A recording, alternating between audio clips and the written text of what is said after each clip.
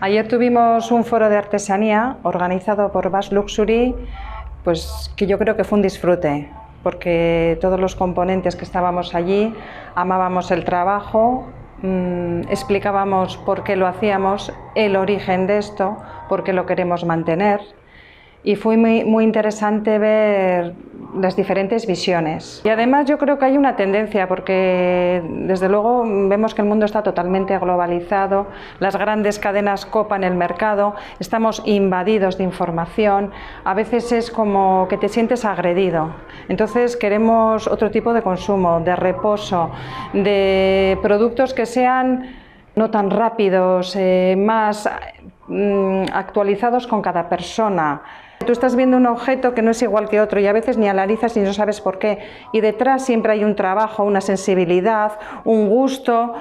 Sí que hay gente que está haciendo de la tradición de siempre, con el diseño de vanguardia, un producto novedoso y sí va teniendo adeptos. Para nosotras lo más importante es que el cliente quede encantado y satisfecho, que refleje su personalidad. Para eso tiene que estar muy a gusto y sentirse bien. A una persona discreta no le puedes poner una cosa muy llamativa aunque le quede fantástica. Hay que saber si es una fiesta de día, si es de noche, si es un cóctel. Va a ir muy bien asesorada en cuanto a protocolo. Y la experiencia de que tú vayas eligiendo los colores que te van, que se tiñe, que se hace todo a mano, que si tienes un zapato de un color y un sombrero de otro, el bolso va a unir los tres elementos. Vivimos en un mundo muy rápido y todos vamos a la carrera. Entonces, que te escuchen, que te entiendan y a partir de ahí un trabajo juntas, sin prisa, es fundamental. Los materiales son traídos de aquí y de allá, sabiendo qué zona, qué país dispone de la máxima calidad en su materia. Las plumas que traemos nosotras, la mayoría son de Nueva York, porque ahí hay una casa muy especializada que conoce Jill y los tintes son increíbles, no tienen que ver nada con otros.